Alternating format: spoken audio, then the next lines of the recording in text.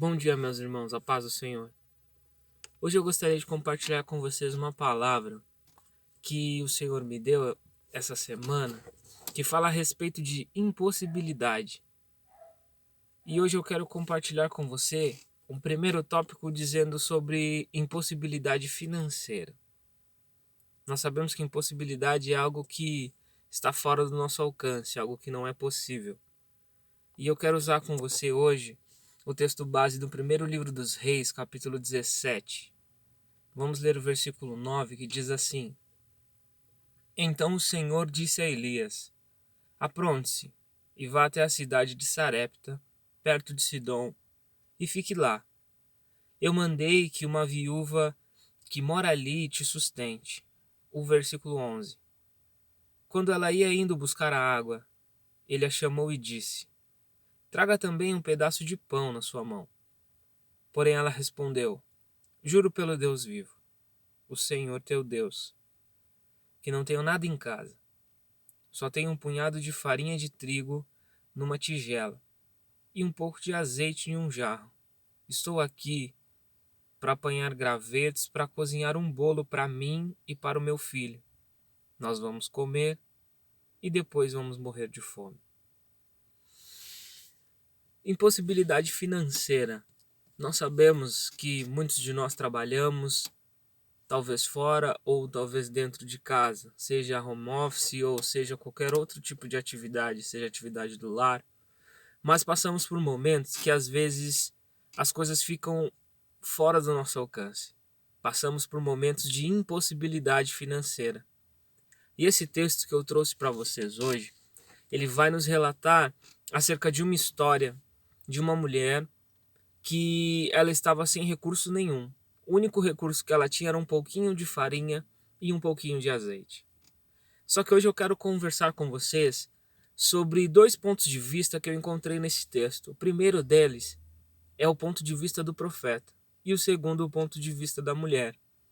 Nós agora vemos que Deus ele une dois momentos, duas fases da vida de duas pessoas diferentes passando por impossibilidades.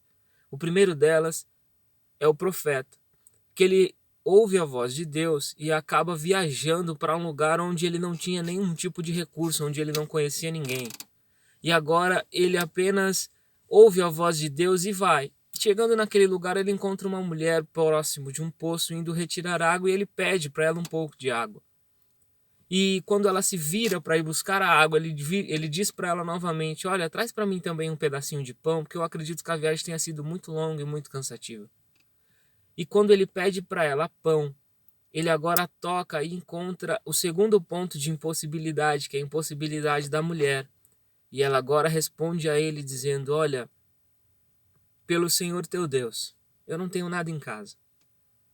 E você me encontrou passando por aqui porque eu estava indo pegar alguns gravetos para fazer uma fogueira para cozinhar tudo que eu tenho. Nós vamos comer e depois nós vamos morrer. O que eu quero dizer a vocês nessa manhã é que neste momento, quando dois pontos de impossibilidade se chocam, nós temos duas saídas: nos calar, fingir que nada está acontecendo, nos desesperar, ou usarmos aquilo que nós temos, a ferramenta que temos.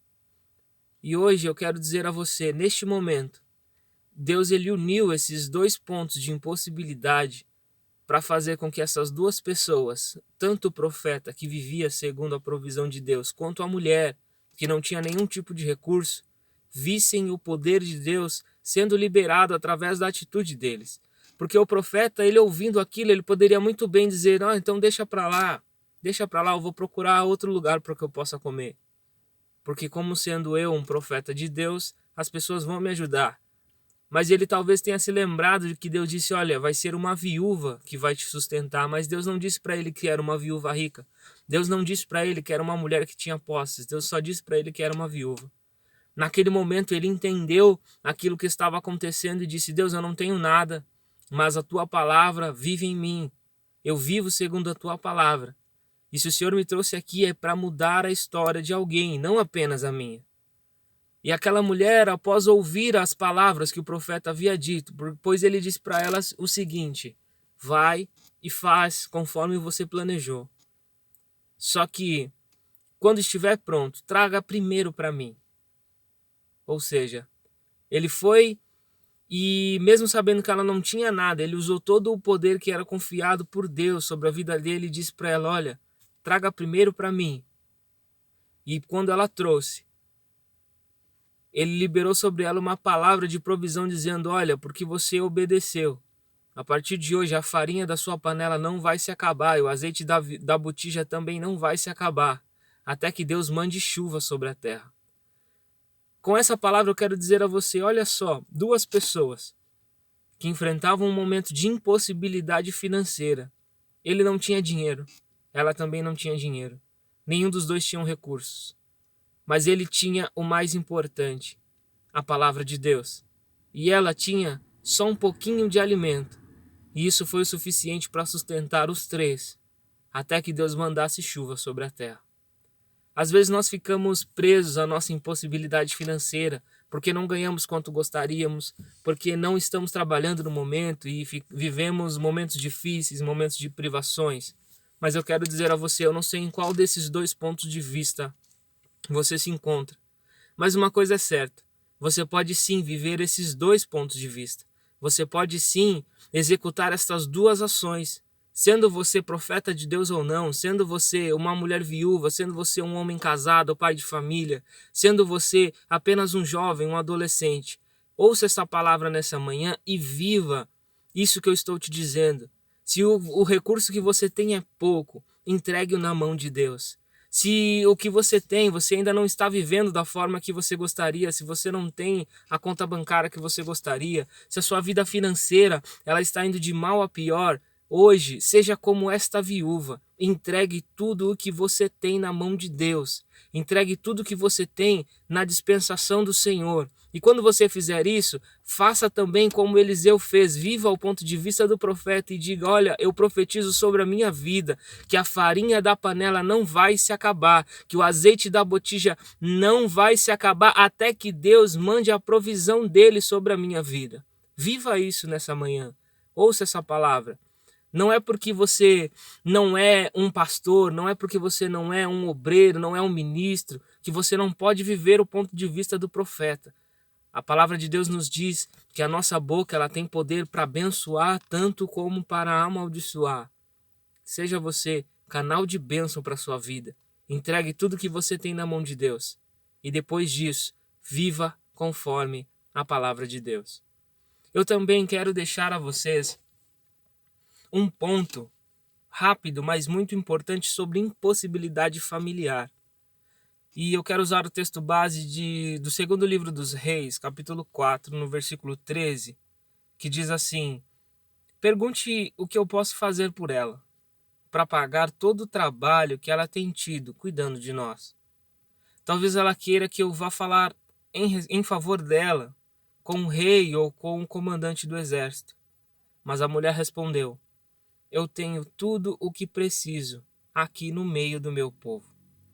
Então Eliseu perguntou a Geazi, o que será que eu posso fazer por ela? E ele disse, bem, a mulher não tem filhos e o marido dela é velho.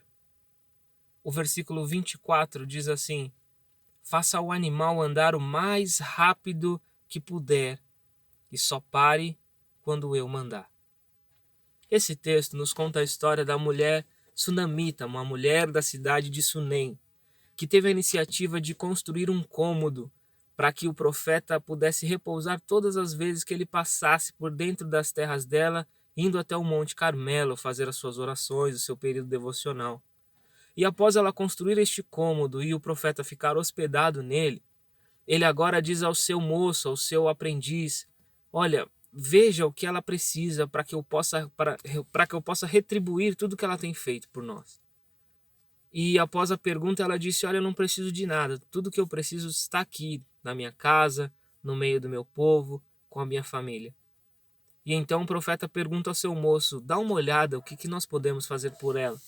Então ele responde, ela não tem filhos e o marido dela já é de idade, já é velho.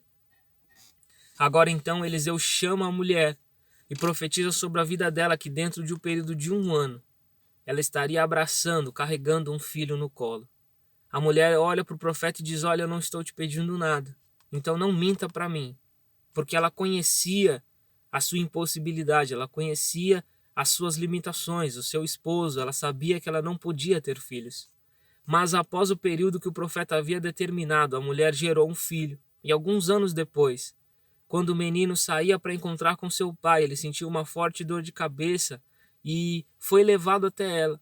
E ela, cuidando dele até o meio-dia, o menino faleceu.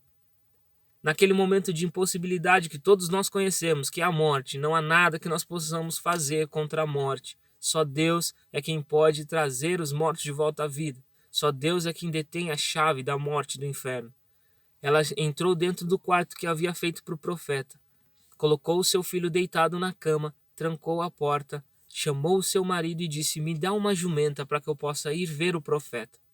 Após ela receber o animal, ela olha para o seu empregado que estava guiando a jumenta e diga: olha, vai e faça ele andar o mais rápido que ele puder e não pare por nada a não ser se eu mandar. A palavra vai nos dizer que agora essa mulher se depara contra uma impossibilidade muito grande, porque como ela mesma havia dito, ela tinha tudo, ela não precisava de nada. Só que havia dentro do coração dela um desejo muito grande de ter um filho, de ter um herdeiro. Só que isso ela não podia atravessar. A barreira, essa impossibilidade familiar, ela não podia concluir, não dependia dela, vem de Deus. Só que após conseguir isso, ela agora se vê com uma segunda impossibilidade, que é combater a morte. Nós, seres humanos, não podemos vencer a morte a não ser pelo poder de Cristo. Só que agora ela não se deteve com isso que aconteceu. Ela fechou a porta com seu filho dentro do cômodo. Arrumou uma jumenta e partiu em busca do profeta. E chegando até o profeta, ela disse: olha, eu não te pedi nada. Só que você me deu um filho e agora ele foi tirado de mim. O que eu quero dizer a vocês nessa manhã: eu não sei como se encontra a sua família. Eu não sei como se encontra o desejo que você tem para sua família. Eu não sei o que é, não sei que forma está. Mas uma coisa eu quero te dizer: Deus é Deus do impossível. Deus é Deus que resolve causas. Deus é Deus que resolve problemas. O Senhor é Deus que faz ressuscitar os mortos. O Senhor é Deus que cura doenças. O Senhor é Deus que traz à vida aquilo que não tem mais vida, aquilo que não tem mais jeito. Se a sua família se encontra numa situação de impossibilidade, se você não consegue mais se entender dentro da sua casa, se você não consegue mais conviver em harmonia dentro da sua casa, eu te digo uma coisa: tome a mesma posição, a mesma atitude que essa mulher tomou. Lute pela sua família até o findar das suas forças e deposite tudo isso nas mãos de Deus, porque o Senhor é Deus do impossível. Independente de qual seja a sua impossibilidade, independente de qual seja a área da sua vida que precisa de solução, Deus é Deus que pode resolver todos os seus problemas. O Senhor é Deus que pode trazer aquilo que era impossível e tornar possível. Que hoje você possa ficar com esta palavra. E para complementar tudo isso, eu gostaria de lembrar você de dois trechos de duas canções que eu gosto muito, que fazem parte da minha vida. Que uma delas diz assim: quando que era difícil se torna impossível, Deus começa a agir. Ele abre sempre uma porta onde não há saída. O impossível faz acontecer. Assim como Deus fez acontecer o impossível na vida dessa mulher, não apenas uma vez, mas duas vezes. Aquela que era estéril agora gerou filhos. E aquele filho que estava morto foi ressuscitado pelo poder de Deus. Creia que Deus também pode ressuscitar o bem-estar familiar da sua casa. Deus também pode ressuscitar o bom convívio para a sua casa.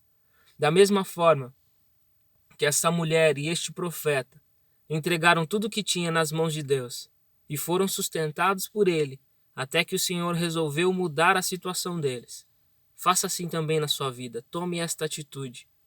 Tome esta posição e se torne agora abençoado, não apenas através das suas atitudes, mas porque o Senhor se agrada daquilo que você faz.